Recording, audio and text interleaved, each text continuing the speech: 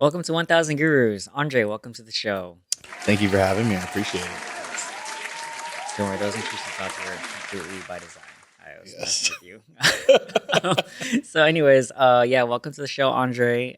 For those of you who don't know, I would have already read his bio. Pretty short and sweet, but Andre is my cousin, just like 2 weeks younger, but we've grown up together. He's kind of like a brother to me. We've been out of touch for a few years, so I asked him to be on the podcast, and I'm happy to have him here. His wife is also here in the studio, backstage. So yeah, just to set the stage. And Andre, just warm up quick. What have you been up to, man? What's the recent happenings? Well, I do want to say something to Yeah. what you said just right now before we go. The 2 weeks thing, I was actually supposed to have been Right. born before you, Yep. but I decided I wanted to stay. No, God was like, nah. I don't think he's ready yet. Nah. I don't think he's ready. Let's go ahead and keep him a little longer. Anyways, a lot has happened in the course of the years of Because it was like what I say it was about 4 years ish that Yeah. kind of out of contact. yeah. So when Andre hit me back up, I'm like, happy 4 birthdays because usually we do like the text or call like happy birthday. And so the last 4 years, I'm like, okay, I'm saving up all these happy birthdays. So happy birthday 4 times. Thank you. So, I yeah. appreciate it. Same thing to you as well. We made Happy it. 4 We made- birthdays We made it. of not talking Yeah, not to talking. nobody. Yeah. But anyways, a lot has really happened in the course of, I'd say, the 4 years that I just kind of just stopped talking to everybody. And there was a lot that was going on in my head. It's also the enemy that, was making me think these things that never thought, I needed people. I thought the friends that I had were okay, to have, all right, I can live the way, I can live without anybody, my family included. I was sadly mistaken. That was year after year, just got worse progressively. But do you want me to get further into this one right now? Sure, go for it. Okay. We're already here. All right. So needless to say, I went down a very, very dark path. For people listening out there, I'm not going to say too graphically or say anything too graphically, but going into like it's more of the sexual sides of like my sexual orientation and what happened with that, and thinking it was okay to talk to other like transgender women Mm. and dating. I'm gonna say this: I didn't know at first. I did have another relationship before it, which was a female. Mhm. Yes, got out of that relationship. It just was a lot, very toxic. Didn't know. It took about a year to get out of that relationship. I didn't know how to, but I finally did. But I guess after that, that's when everything started to plummet for me, for myself, because then that's when I didn't have anybody at all. I only could rely on myself and my friends that I had, and I guess what I can say is I wanted to show people that I was still happy, but I wasn't, and I would try to do everything for my friends, show the love to them, because that's all I knew who I could love, at least, or that could at least love me back. But it started to turn into, I was festering these thoughts of especially when it came around my birthday and when it came around Thanksgiving and Christmas, New Year's. That's when it really would hit me, those few months. The rest of the time, I would still go through it. I'd use gaming as my crutch. I'd use GTA RP roleplay to just kind of hide, and just hide everything from there. And just, I was around a lot of like-minded people that were also going through it. Mhm. And so, that wasn't something good, because it just kept me in that same position. Right. But fast forward to relationships, I guess social media kind of really, that's another thing. Social media really can persuade things in weird ways that I thought it was okay to talk to another transgender person. Mhm. I'm not Like trying to be rude. like romantically. Yeah. Mm. And of course I was tricked. I didn't realize it until I was told. And then I just kind of stepped back and I was like, okay, I Mm. guess I feel like I'm already like invested. Mm. And then, so I decided to date this person. Oh, I see. I see. That didn't work out too much longer. It only lasted maybe like a few months. And then I was like, okay, I'm good, Mhm. you know?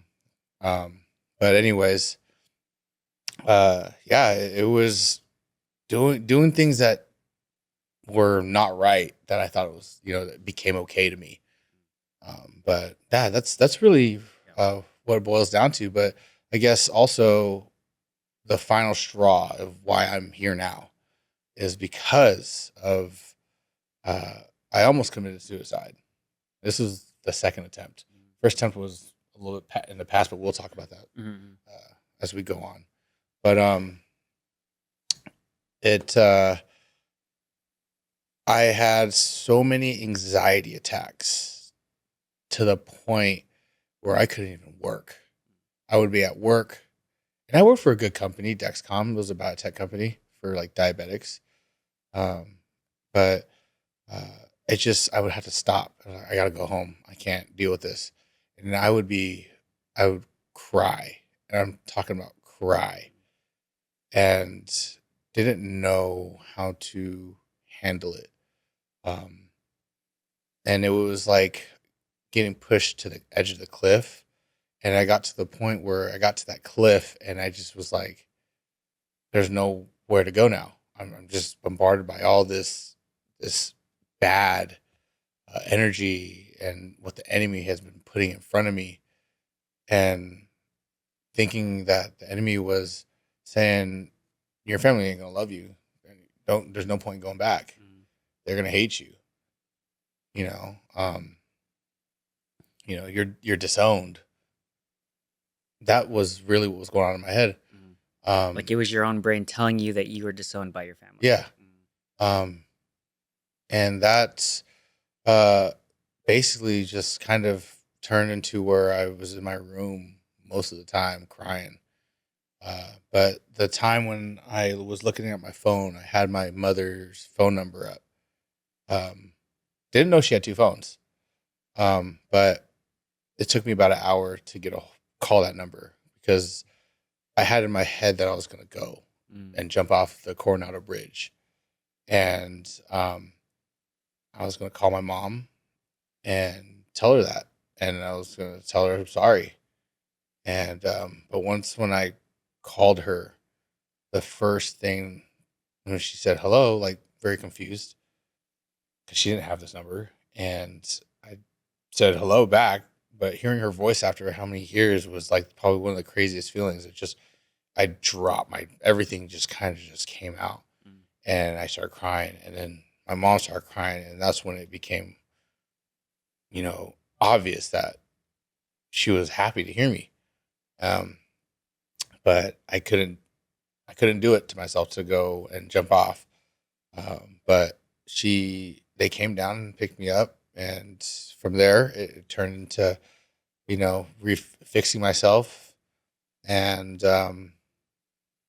going to therapy and, whatnot. I'm still going to therapy. I'm still doing a lot of that, which is helping. Um, but yeah, that's kind of how the journey started and then finished Yeah. for being gone for so long. Yeah.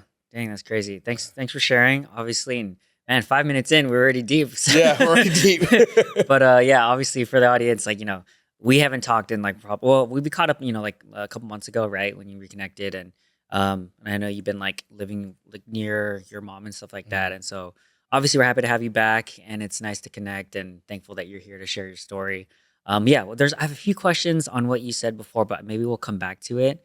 So now let's completely pivot and tease all of that for the audience. But now let's go like into stories from our past. I want to do a little bit of reminiscing first before we get Okay. into the topic. So, like we grew up in the Bay Area, right? You know, I lived in Fremontish, and you were around Hayward. I know, like we all kind of moved around and stuff, Mhm.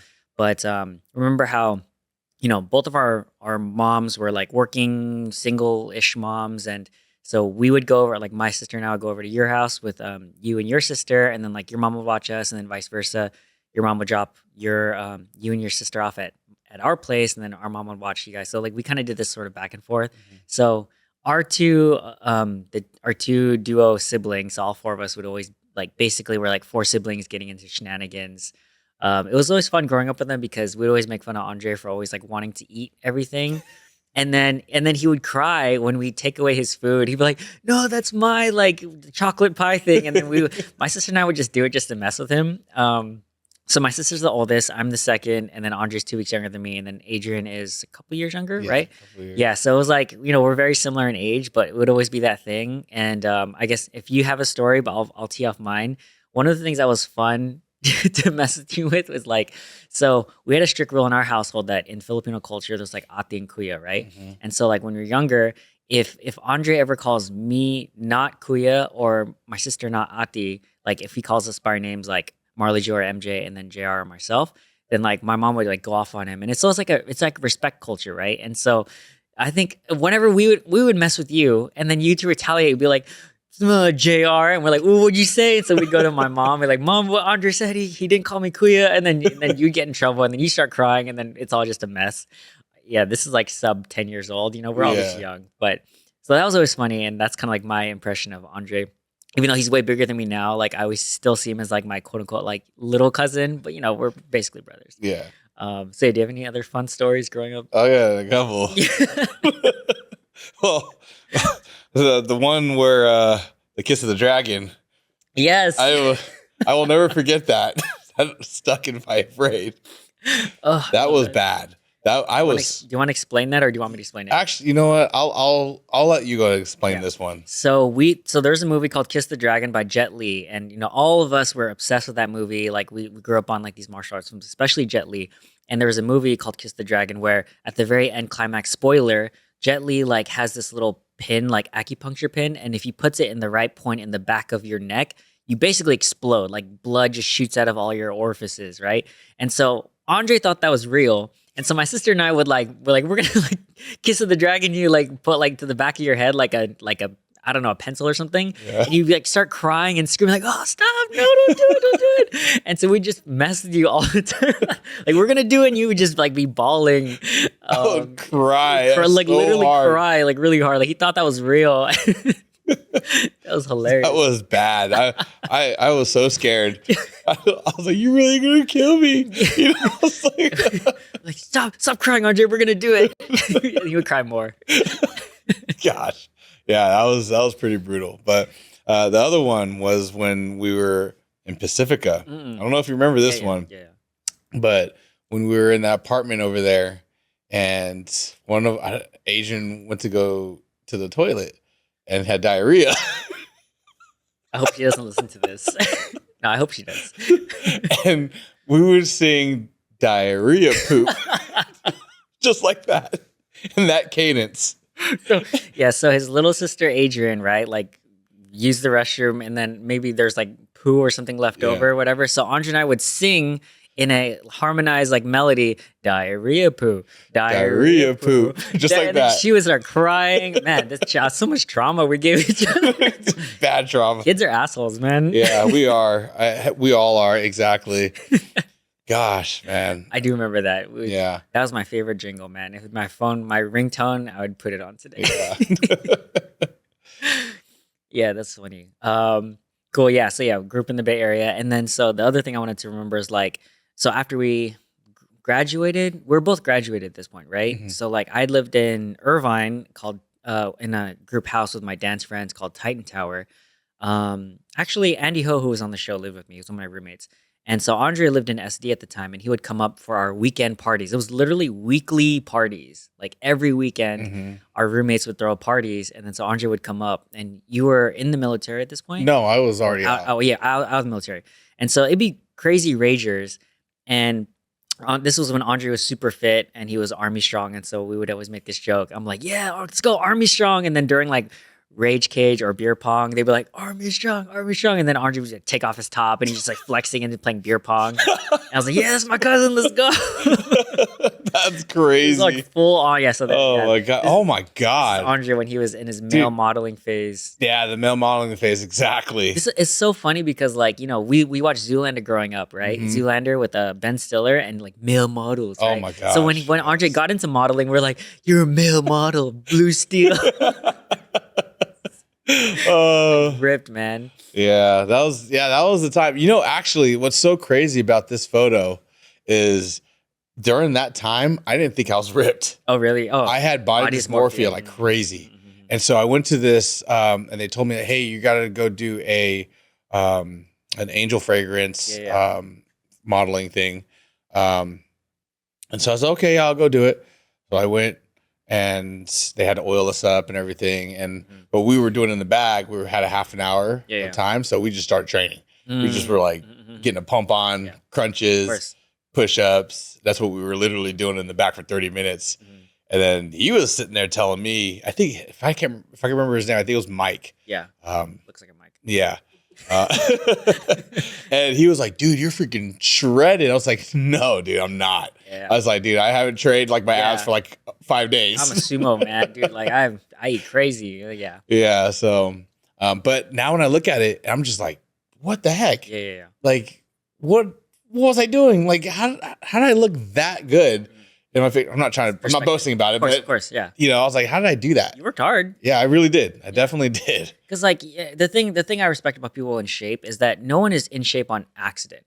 Genetics can take you a certain way, but I feel like, you know, we don't come out of the womb ripped and stuff, right? You have to like put in the discipline. And so that's what I respect about you. What I wanted to ask was like, okay, obviously you know how to get into shape, right? Like TLDR, like what was your regimen? What were you eating? Like how did you structure yourself to get to that point? So a lot of the training I did to get to that was literally calisthenic training.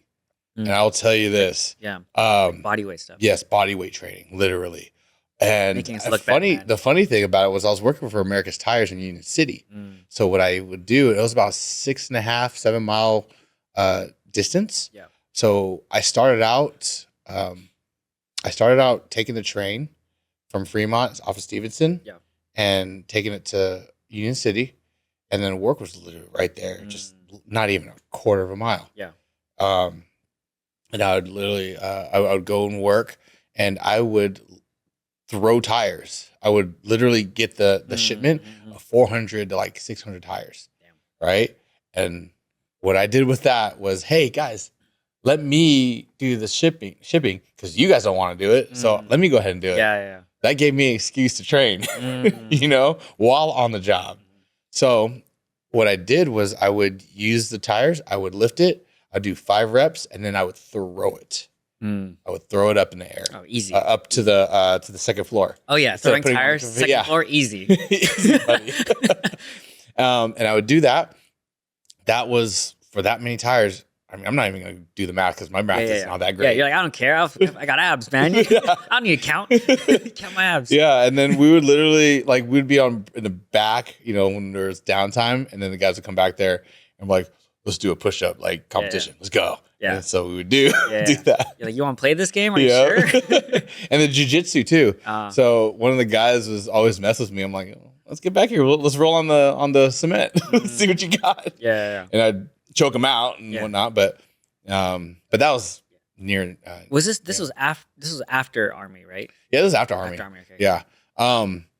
But back to that, after I get off of work, I would run home instead. I would have a backpack with all my work clothes in it, had my running shoes, shirtless, shorts. Yeah. Boom. And just start running. Well, you have to do shirtless because aerodynamics. 100%. You don't need no drag, dude. Yeah, no drag, man. DRS system. Yeah, oiled up and just go fast, you know? No friction. Yeah, so it was crazy because like so calisthenics, right? And I was gonna ask like, so did you do any like weights or resistance? But like obviously the tires is weight. Yeah. But did you do any other like weight based stuff? Or like were you ever in the gym at that I point? was in the gym Yeah. later. Okay. Okay. I did everything first, body weight. Body weight. I would go to Lake Elizabeth in Yeah. Fremont, and it was a 2 mile run Right. around that. Around it. And I would go like three, three laps around that, Yeah. 4 laps. Yeah. And I would focus on someone that was across the way, and I would see that person. I would remember them, and I would try to catch that person Oh, before they damn. get off. Yeah. So like about a mile away, you're like, I'm gonna get you. Yeah, exactly. I was Yeah. like, I'm gonna come after. I'm Yeah. going. So I just start pumping it. You Yeah. know. Were you focused on speed at that point when you're trying to do those 3 laps? Or just I was both. okay. It was endurance and speed. Okay, gotcha. I was clocking when I was checking my mile times. Yeah. My first mile would be like a 5:30. Damn. And then the rest I'd dial it back, and I would slow it down to like a 6:20, pace where I was comfortable. Yeah. That's still moving. Yeah. I didn't realize it was, but that's moving. Yeah. And then about a little bit of almost finishing, I would pick it up again just a little bit, so like a 6:05 or 6:10. Yeah. And then at the end, when I knew where my ending point was, Yeah. I would start Burn it. picking it up, and I would start burning it. And I got up to, I think I was at like a 5:15 or something. Oh, yeah. And I'd be at a easy. full dead sprint Yeah. to the end. And I would do that. And then I would do 100 push-ups, 3 sets to 4 sets of 100 in a row. Okay, well. Yeah. And then air squats. Yeah. I'd do 100 of those as well, 3 to 4 sets. High volume. Yep. And then push-ups. Oh, sorry. I already said push-ups. Sorry. Push-ups again. Push-ups again. 4 Yeah. more reps. Come on. 4 more sets of 100, And then jump rope. Yeah. And You did a lot of jump rope, I remember. yeah, I love jump rope. Oh gosh, that's really fun. And yeah, that was pretty much it. And crunches. Sorry, crunches. Right, yeah. So you're a machine. So really quick, 2 things. What was the diet like? And 2, why were you such a machine? Like what got you so focused and dialed in and, disciplined? Alone again. Being alone, yeah. Just being alone and Yeah. not dealing with anybody. Just work and go train. So you mean like because you were alone, you were just so focused? Yeah. Oh, okay. Exactly. It was. I wasn't. You said nothing else. So, but why training though? Like you could It was video something games, that alcohol. I knew Yeah. would better me still. Gotcha. And- You're like, okay, this is good for me. Be productive with my time. Exactly. Not really distracted with anything else. Exactly. Gotcha. And then there was someone that was trying to like talk to me, which was crazy. Yeah. I mean, I would talk to you if you had abs like that. Dude. Like, No, literally, she would sit at on her balcony with Yeah. her huskies, yeah. and just be when I would go training by the pool. Yeah. It's, the apartment complex, Yeah. and then I'd be by the pool just training, and then she would somehow come out and then just start sitting there the whole time Yeah. while I was training. I was like not focused on the person, but What a shame, man. Your life sucks. another check you lady out, yeah. was told me about. That's why Yeah. I didn't know Yeah. until the other lady that was older was like, "Oh yeah, that girl was like checking you out because she kept talking. Like when she came over, she would talk about you." I was like, "Oh." He's like, oh okay. no, please don't stare at my body. don't do Oh, it. my sub 10% body fat. Please don't. It was crazy. But What were you eating? I was What was your eating. diet? Like, how did you structure that? I was eating a lot like vegetables Uh-huh. and like more of like a liquid diet almost, and raw broccoli Yeah. and cauliflower. Uh-huh. And just a little bit of hummus or something like Yeah. that, just to kind of get a little taste. Where did you get this diet from?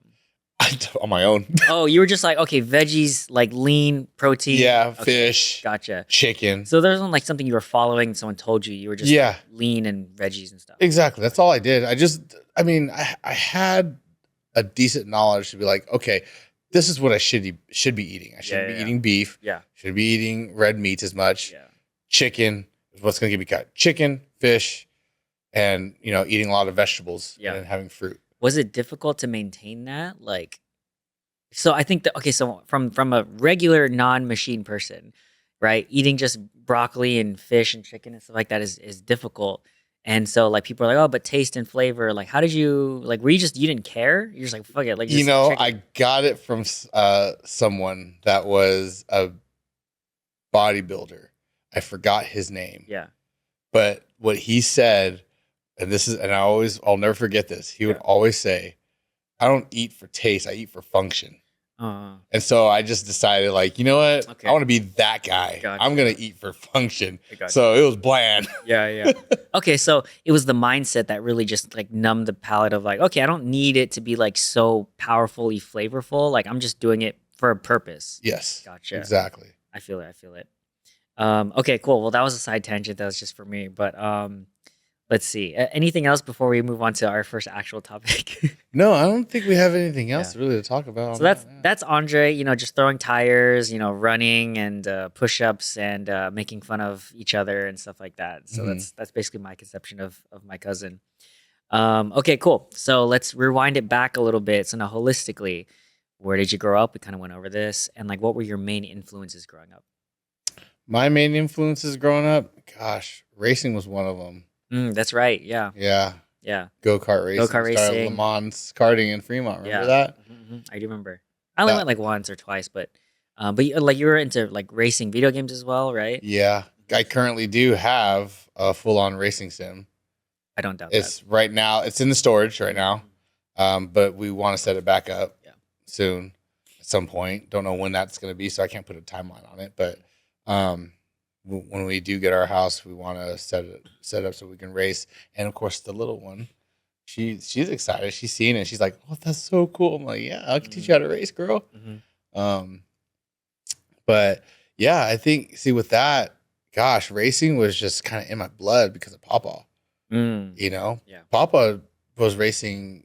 He was doing circle track racing in San Diego in 1955. Yeah. And I was like, oh, so that's where I got it from. Yeah. Our grandpa, owned an auto shop. Like it was my first job, and like he's very into like cars and like mechanical stuff and whatnot. So yeah, big influences. Obviously, our grandpa. Yeah, which we call him Papa, the way we say it, But yeah, that man right there is what kind of like put me in that type of sport.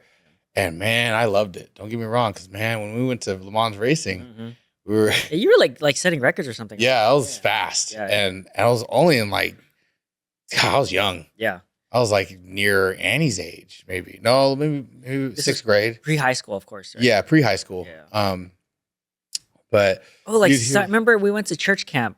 In our we were sixth grade or something like that. Do you remember that? I remember church. Yeah. Okay. So again, with Papa, he would take us to church, and then eventually at the church that we were at, we went to a church camp. That one time with us four, I think. Yeah. I remember. Quick tangent, and then remember one of our church camp leader, the men who were looking over the boys group. Yeah. Remember he was so I wanted to buy a bandana, right? Red was my favorite color. And then he's like, no, because he used to be in a gang or something like that. He's like, no, you guys aren't allowed to buy blue or red. Oh, okay. And so we would buy black bandanas, and this is random tangent, but I'm like, I think I secretly bought a red one. Because I'm like, I like red. Right. But yeah, anyways. So yeah, church camp, Papa racing. Sorry, go ahead. Yeah, don't worry. So yeah, with the racing, it was so funny.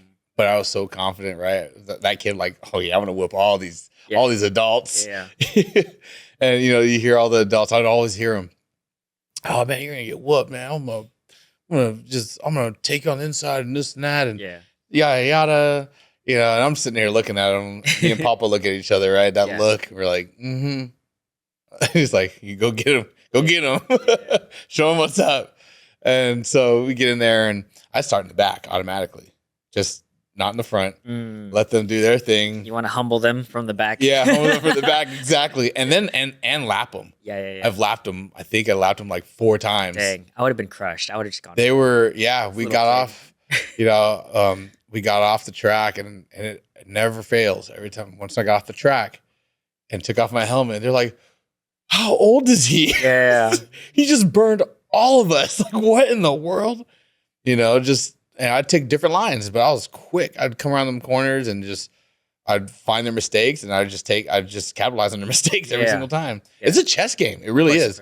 Racing is a chess game. It's not about passing them right off the bat. It's you bully. It's called bullying on the track. Oh, yeah. So the psychological part. It's kind of like a Kobe Bryant playing sort of thing. Exactly. So when you're behind them, you let them know you're behind. You're behind them. and you pressure them. You Mm. pressure them into mistakes, and then what happens in those split seconds? They're looking, and then they miss their breaking point, and then Yeah. guess what? Now I'm taking that. Right. Right. You know, Oh. so that's really how you race. Is it's you basically just It's not just technique. It's also like the psychology, the mindset, the yeah, bullying. 100%. It's kind of like a. Have you watched that movie Gran Turismo? Oh yeah, Yeah, it was I good. have that It movie. was good. I love that movie. I'm not a big racing movie or even racing kind of guy, but I watched it. I was like, this is a good movie. Hmm. It's really good. And F1. Have you seen F1? Oh yeah. Yeah, F1's good too. Yeah, yeah. The good thing I liked about F1, Mhm. it wasn't about just racing and winning. Mm. It was the battle within the team, Mm-hmm. the teammates, and the political side of that. So that's what was so cool about it, because that's literally what happens on the on the grid. There's not, yeah, you might be teammates, but there's only one. There's a number one driver and a number two driver. Yeah. It's always going to be like that. And then if you like the ego that gets in the way and the dynamics and like how you work as a team, right? It affects Hmm. that. Absolutely. Yeah. Any other main influences? Otherwise, I want to ask about like your career and life aspiration trajectory. I don't have anything else that I don't think so. Yeah. For We could probably get back to it like if something comes up. yeah, I think we can get back Yeah, to we have it. rapid fire questions. So, in terms of your career, like when I went to college, you were in the army, right? Hmm. And then afterwards, you did other stuff, male modeling. You worked at like auto shops. You did like you were a bouncer at clubs in San Diego as well, and Hmm. then you also did some streaming for a little bit as well. So like, I don't know if you had any specific parts of those careers, or maybe an overarching perspective of like how your career journeys unfolded, or any reflections on where you are today and like where you've come from in your career. Any thoughts? I I'll say this. I was a hot mess. I Oh was wait, everywhere. yeah. It was just one of those things I didn't know what I wanted to do, Mm. and at first I was kind of like, dang, like everybody else is doing this and Mhm. they're doing that What in did their you career. so when you're at the end of your military, what were you trying to do at that point? So this was like our early 20s, right? Yeah. Like what was like your aspirations? Gosh, Just trying to figure something out or I was just trying to figure it out. That's really what was going on. yeah. I didn't have a goal, Mm. right? As of now, I do. Right, right. But I didn't have really much. I was just like, let me see what I can get into. Um, and so yeah, just when I was in San Diego, I was working normal bouncing. I was bouncing for a very long time, Hmm. so I got to see a lot of stuff, and also celebrities that Yeah. we helped out with, or Right. you know. Oh, side tangent. The last guy I had in studio, he DJ'd in SD for like the last 10 years. And he's like, I wonder if I ever ran into your cousin because like he would like play all these different clubs. And so I feel like you guys are probably in the same circles, but we'll see if you guys ever meet up. Like if you guys ever met or something like that. He's Okay, Filipino, DJs, he's been in SD for like most of his life. He only moved up to LA like 2 years ago, but he's is like, he tall? no, he's not tall. He's like around my heightish, but like he's been in Uh, the nightlife scene for a long time. And so okay. so when I told him, I was like, yeah, my cousin used to like bounce for a long time in SD. And he's like, I don't doubt that I probably crossed paths with him at one point. Oh, Yeah, okay. so that was interesting. Oh, this is interesting. I like Yeah. that. Okay, so you were trying to figure things out, and so I guess going into your like mid to late 20s to early 30s, like what was that sort of career aspirations like? It was just working. Um, I guess once when we got close to the end of, uh, I guess when I basically stopped talking to everybody was when I kind of had a little bit of a career change when it came to working for Dexcom. Mhm. It's a biotech. It was for the diabetics. Mhm. So yeah, What were you doing there? Like what was I your was just one of the technicians. I okay? was in the lab. Mm. We're making sure that all the sensors were actually going through the machines properly, checking the grid and looking at make sure everything's working properly. So nothing too crazy. It's just something that was just manufacturing, I guess you can say, the manufacturing side of things. Mhm. Um, but that's where I was doing well. But then that's when what I was saying before, Yeah. I started plummeting.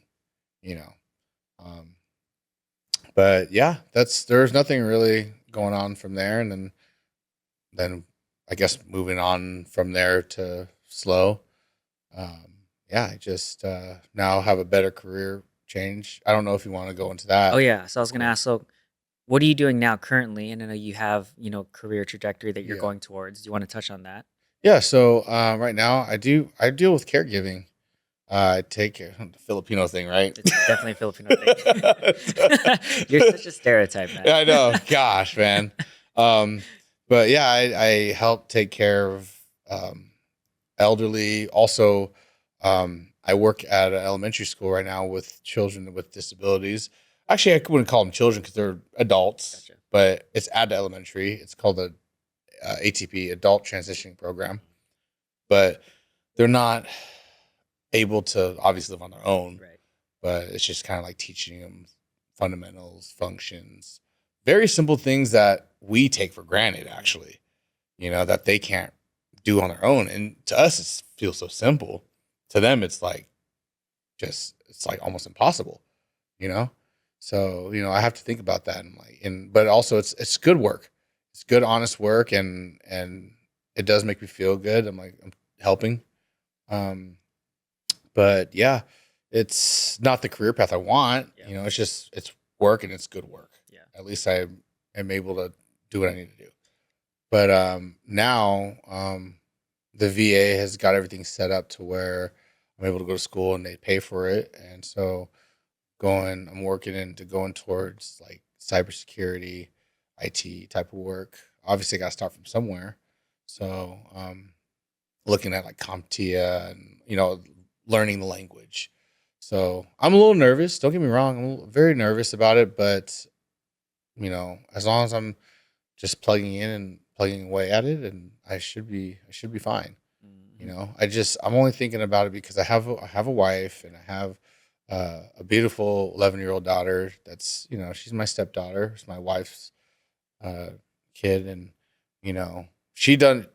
Man, my wife is incredible. Mhm. I'll tell you that right now. He's not just saying that because she's here, but also Yeah, she exactly. actually is. Yeah, she's incredible, and she struggled with having her by herself for like the 10 years, But I want to do my best as a husband and as a stepdad, to provide that for her that she hasn't gotten, um, you know.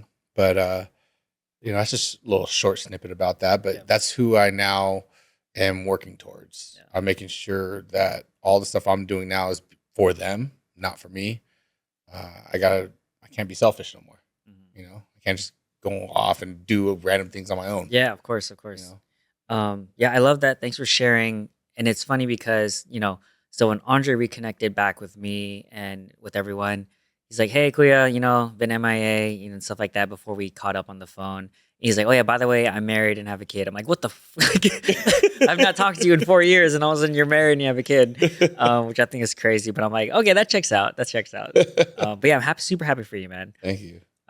So I wanted to ask. So I know we got into some stuff like how you end up to where you're today, and all this other like disconnecting and reconnecting. You mentioned in the form, so you now became a quote unquote full blown Christian. My main question is basically, we grew up in a Christian household or Christianity, like we went to church and stuff like that. How how is your faith different from now until like what it was before? Like how has it changed? Well, it definitely changed Right. because when we're kids, church is church, right? We're like, oh, we got to go with mom, we got to go with dad, Or go with Papa. Yeah, grandpa, yeah. go to church. Hey, they had pool and video games. They had like PlayStation and That was what that brought was us, fun. though. That's what Youth brought group us. was great. Yo, youth group was fun. Youth We group had was fun. PlayStation, Xbox. That's why I like our. I don't know Yeah. where they got that money from, but they had like several Xboxes and PlayStations, like 5 pool tables. So that was what I looked forward to. Oh, yeah, I definitely did look forward to that. Yeah, That yeah. was one good thing, But, when you think about it, um, a lot of the stuff that was kind of learned stayed, actually, which Yeah, is yeah. crazy. Yeah. Yeah, I might have, okay, not might have, I definitely backslid, like, Right. absolutely to a different, that I thought was returning, Right. right? Um, What stayed? What do you remember? What stayed was that one of them is God will always love you no matter what, come as you are, you know, and that always stayed. And also, you know, whatever's done in the dark is always going to come to light. You know, just if you follow, you know, God and everything, you know, He'll keep you right on that path. But He's always going to put some challenges in front of you. And man, He definitely put some challenges in front. Especially when I backslid, and it was like to the point where it was like, hey, you're not gonna, you know, if you're not gonna follow, then I guess I'm just gonna have to let you do your thing, and then you'll come back though. You know, you'll come back. It might take a while, and you might go through what you're going through, which I did. But you need me. Yeah. You know, I do got actually one little side note, right? About the alcohol. When I was driving on the freeway, I was telling my wife about this when we went up for Christmas, and I showed her the area off of 101.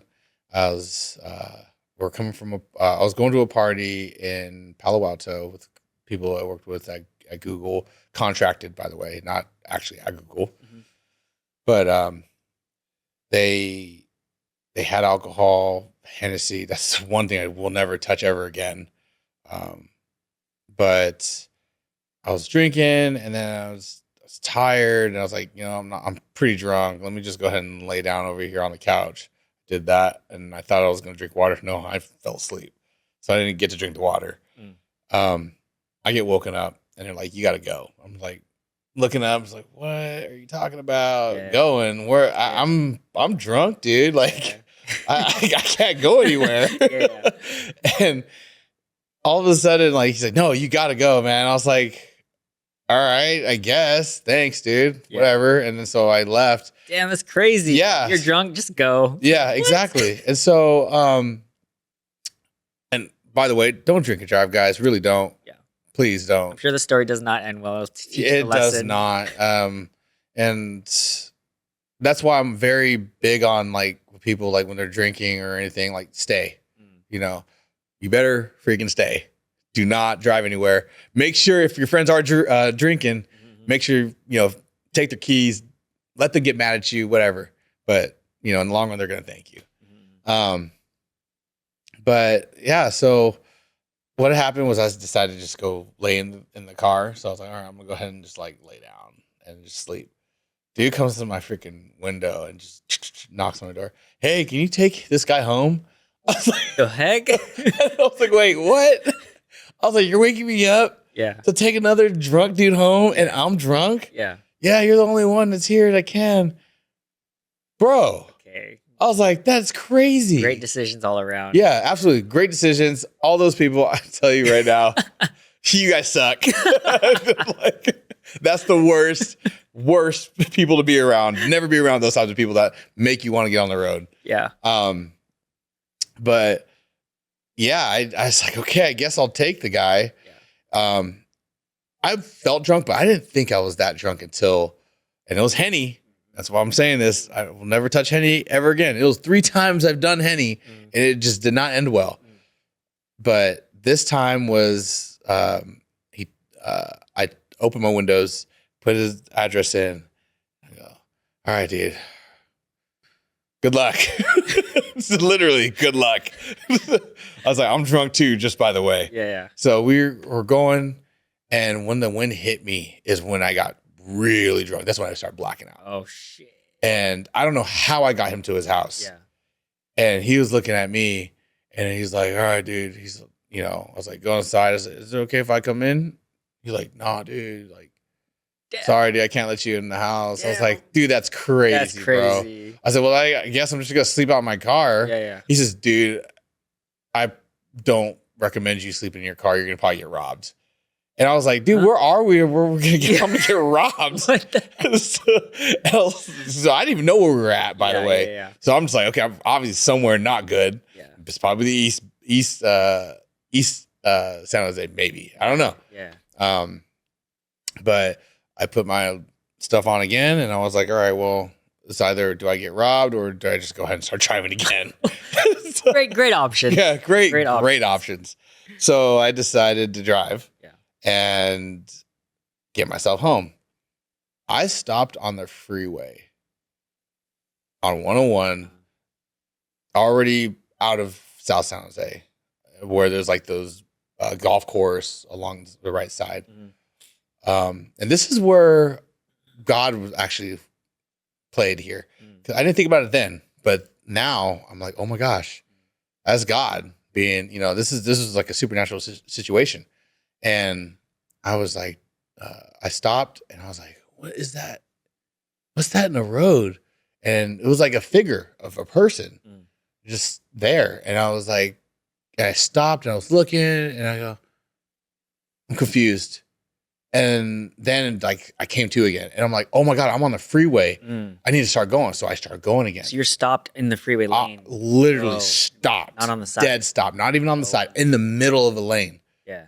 And this was, mind you, at like 3 a.m. Yeah. So there's most likely nobody out and it's a weekend. Yeah. But that's when the cops are out too. Yeah. So I was telling myself like, hey, we gotta get going. I'm like looking around like, oh my God, like is there any cops? Like I don't want to get DUI. I don't want to go to jail. Yeah. And we finally get into Gilroy and I told myself, we're not going down First Street because First Street is where all the cops sit. Guess what? I go down First Street. Why? I don't know. I don't know. Hennessy brain. Yeah. And I was like, oh my God, I went down the wrong street. I told myself not to. And I was like, well, let's keep going. Yeah. There's no point in turning back around now. Yeah. So I just kept going, tried to take my time. Before I got ready to get all to the other end of First Street, I don't know what was going on, but I just had to turn left. So I turned left. And guess where I turned left at? Where? A cemetery. Oh, okay. And I turned left in there. And I kid you not, I stopped. And I looked at the cemetery and it just dawned on me. And this is God talking. And it was just like, and he didn't have to say words. This was just, he was showing it to me. And was like, if you keep doing what you're doing, you're going to end up here. And that was the last time I've ever drank and drive and or got stupid drunk. But yeah, that was what year do you remember what year this was? Oh no, I can't say that. Yeah. Sorry. I got still drunk with you guys. See, this is before. I was about to say that's why I asked. What year is this?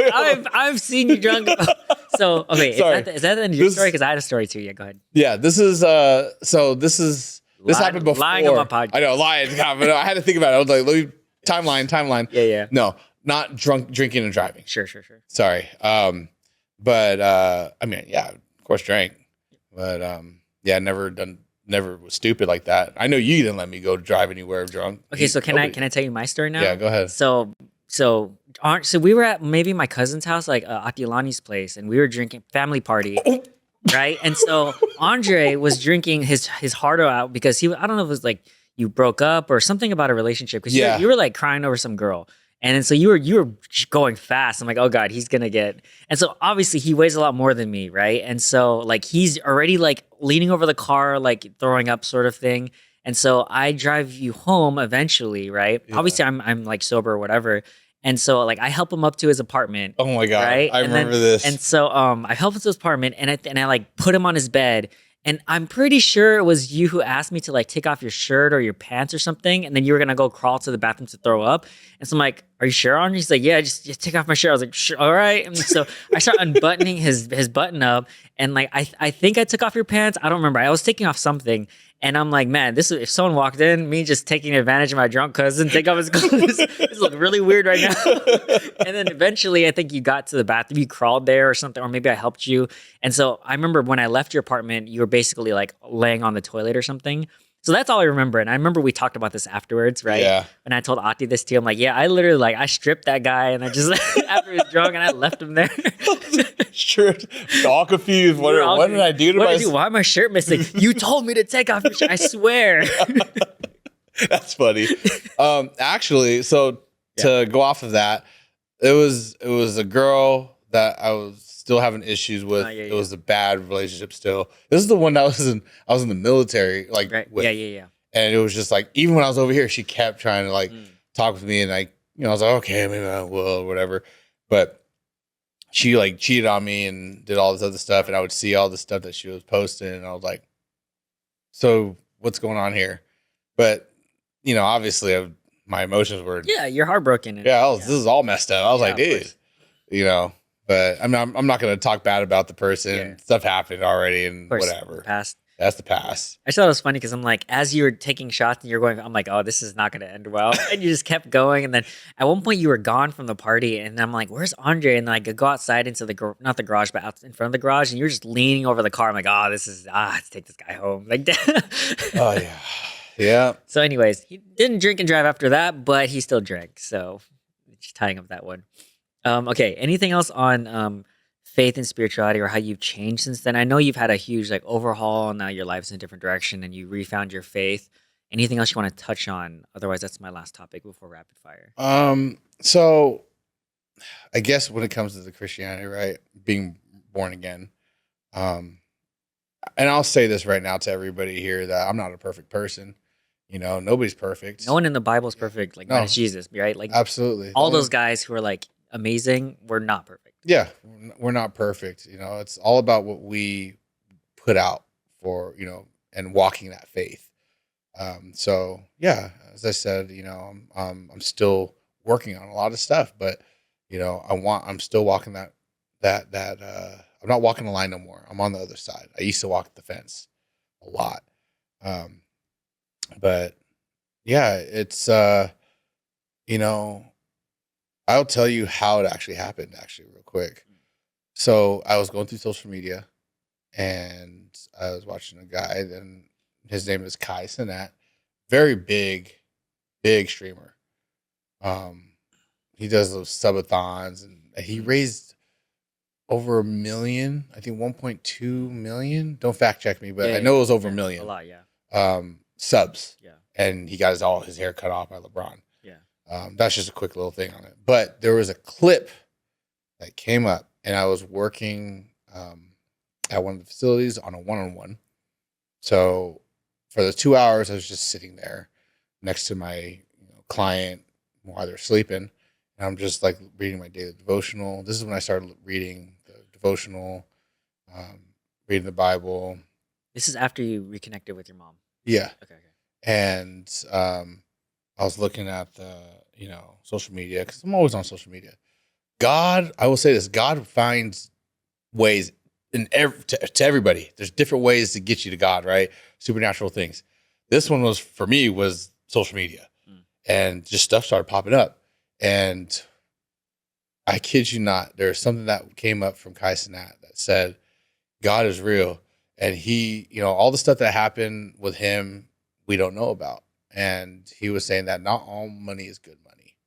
And he didn't take the Nike deal. And I think his Nike deal was like over 500 million, but he had to take God out of it. But he didn't do that. And he said, he doesn't know how, but God has done so many things for him to get him to where he is at because he followed his faith. I don't know where his faith is right now, but that was something I think God needed to give to me to show. And that had me crying, literally at work, crying at freaking like 7 a.m. Still dark. I'm still there, just whimpering. Yeah. And that's where the change happened. And then, so it was his example or his testimony of like putting God first is what got to you. Yeah. And being somebody that was an influencer, now I see all these other influencers like, Brian, I don't remember his name. I'm not going to say it. And I feel like I'm going to butcher his name, Sure. But he's a Christian influencer. He's great. And I love it. He also went through a similar situation with suicide, almost attempted suicide. But yeah, that's all I got to say about it. Yeah. But I'm thankful to be, in faith and God is amazing. And, you come as you are, and he'll fix you. It takes time. I love that, man. Thank you. Thanks for sharing that. Happy for you, obviously. Happy for everything that, where you've ended up. And obviously, like, I think with the spirit of, you're grateful for all the challenges because now it's brought you here to where you are. Happy to hear, man. I'm glad and happy that you're able to share it with us. All right, you ready for rapid fire questions? I'm ready. Yeah, let's go. All right, I might jump around a bit because I know we touched on a lot of these things.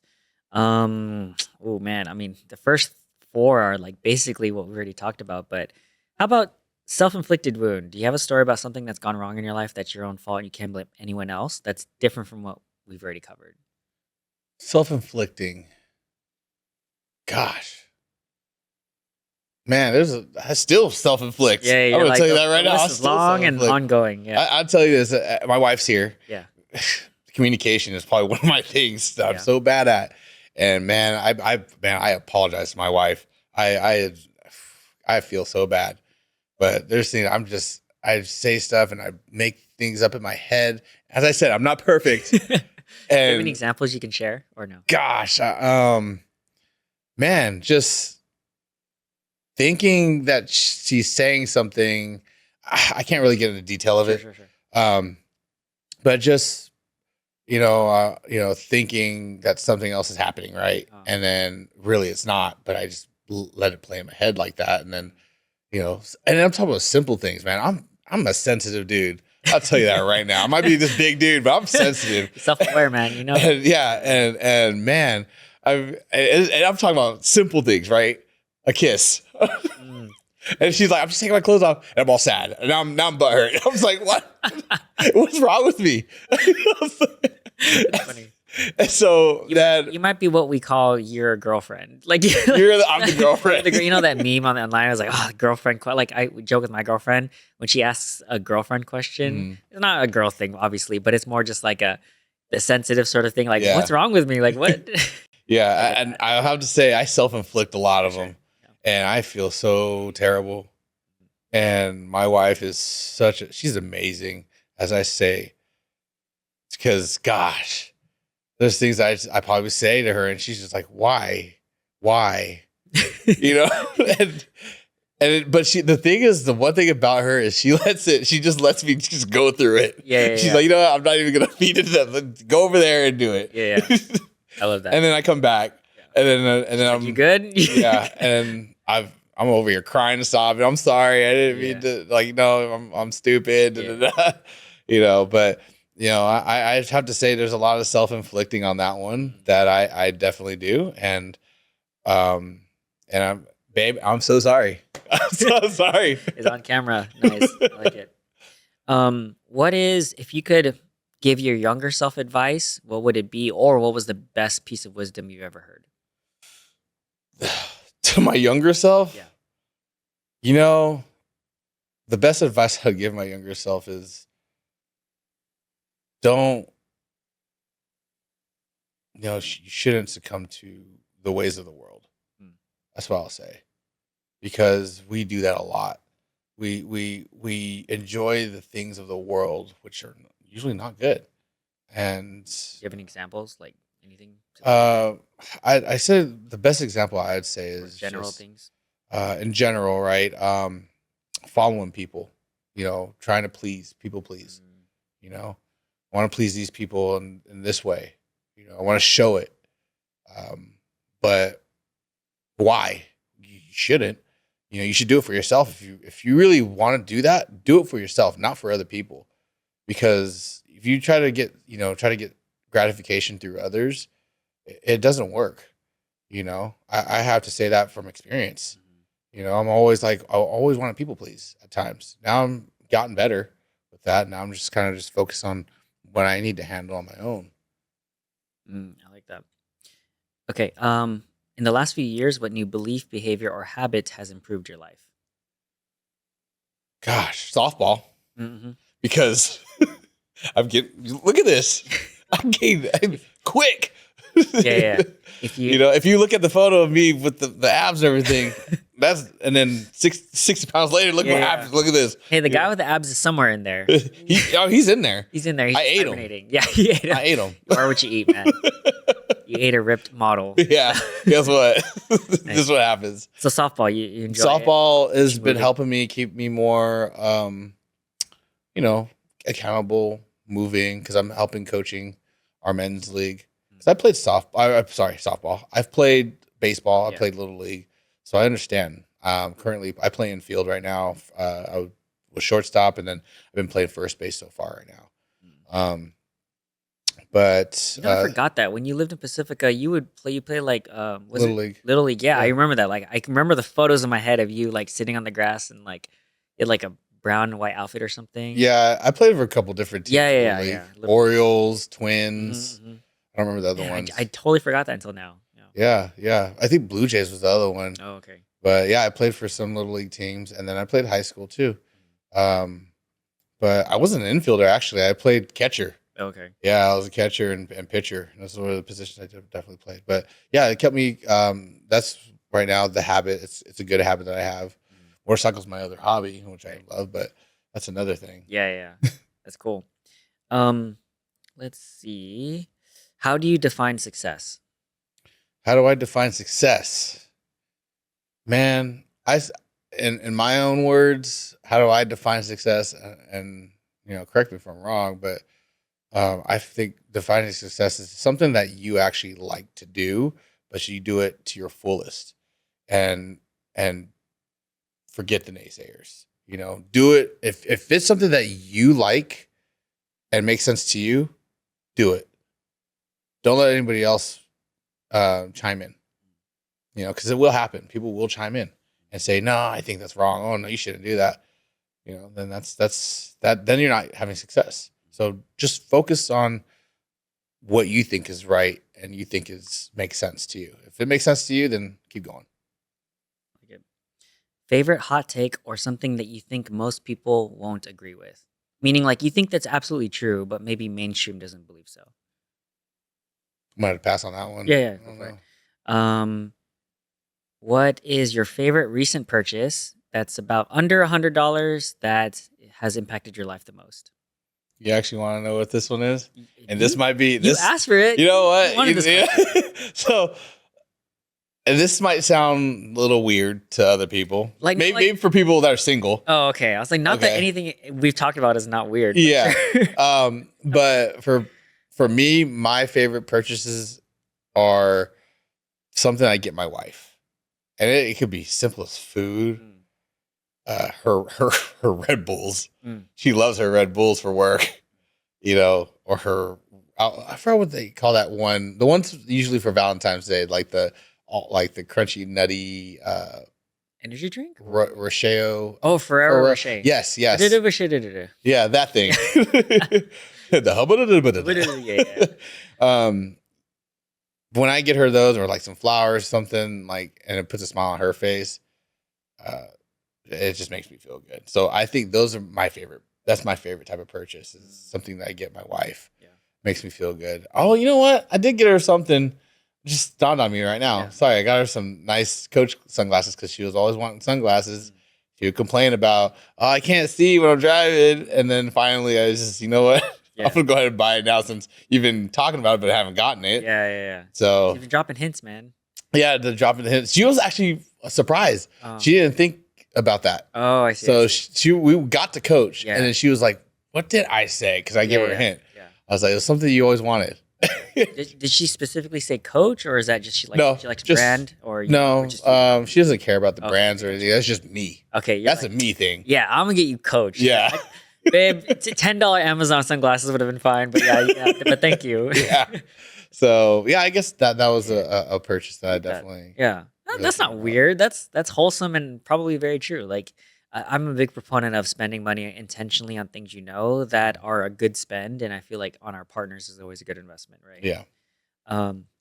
Cool. Last one: favorite books, movies, videos, articles, media, or anything that you share or recommend the most. I forgot the name of it. Why did I just forget it? I had a brain. It's a TV show. Okay. It's Beauty in Black. Beauty. Can I look at it? I mean, you can send it to me later. But what about the show? It's a pretty intense show. I don't even know how to explain this show. Actually, it's very. So we're in the second season now. Yeah. But the first season, it's about this family that has serious money and have leverage on a lot of stuff, and they have like this they have a strip club that another guy named Jules, the character Jules, and I forgot the uncle's name or grandpa, but they were running this secretively, like the strip club that um, uses females and everything, and they basically use them as collateral, or not use them as collateral, but they use whatever they've done in life as collateral. Like blackmail? Yeah, like blackmail, and then like Oh. make them work, and they had to owe them money, this money back because the guy named Jules, he's a big, he has a lot of pull within like the FBI and Oh, stuff okay. like that. Interesting. So, which was crazy. Yeah. But I'd say the premise of that is the main character Kimmy. She is a bad chick, Mm. and I Bad don't like good or bad like good. evil? Okay, Like the like Michael girl, Jackson bad. yeah, it felt like she was hopeless, Oh. and then all of a sudden now, like throughout the season, how she progressed and her character, it was amazing. Like it's crazy. She just now became this insane, like just she's like a brick wall, Mm. So I don't want to get too much into it. Yeah. But Beauty in Black. Seems like Yeah, it's called cool. Beauty in Black. Yeah. Gotcha. Cool. Yeah, that's a good rec. That's Netflix, right? Yeah, Netflix. Gotcha. Cool. All right. We are over time, so let's get to ending questions. So, Andre, uh, we end with gratitude. Shout out to my mom. What are you grateful for? Oh man, I am grateful for my mother and my stepdad Danny for being there and helping me get through what I needed to get through.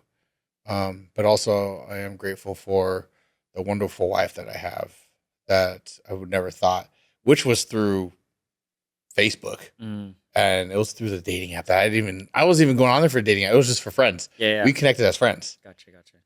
But that was just a quick thing. But I'm grateful for her as well because, man, this woman is, as I said, I already said it earlier, she's just an awesome person in general, you know, and she made me a better person. I'm still working on myself still, but she's definitely made me a better person. So I'm grateful for them and thankful for them. Nice. All right.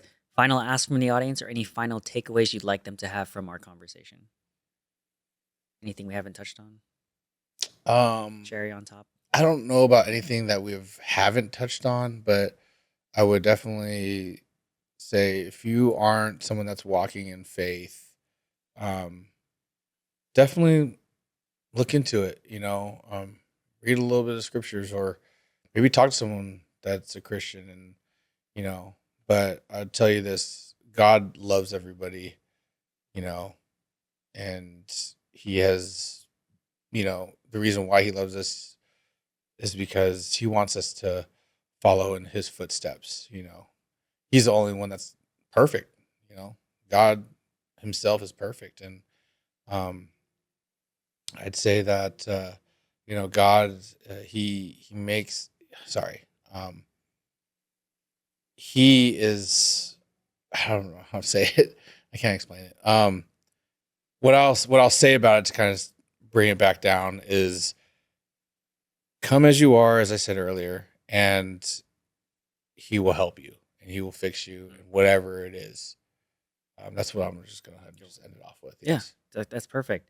All right, so I'll link your social media, your Instagram handle, so if people can want to connect or check out what you're up to, they can check that out, right? Yeah, absolutely. Cool, awesome. All right, well, I'll do my final sign off. So thank you guys. Thank you, Andre, for being here. I really appreciate it. I'm glad we had this conversation to record and share with our family, and then they can laugh at it. But yeah, I love this, and so shout out to you, my audience. Thanks for being here. I really appreciate it. Be sure to like, follow, subscribe, all that cool, fun stuff. Leave us 5 stars on whatever platform you're listening to. Leave my cousin Andre love in the comments below. Also, of course, reminder to always be kind to other people, especially yourself. And remember that you can always learn something from someone if you take the time to listen. So thanks for being here.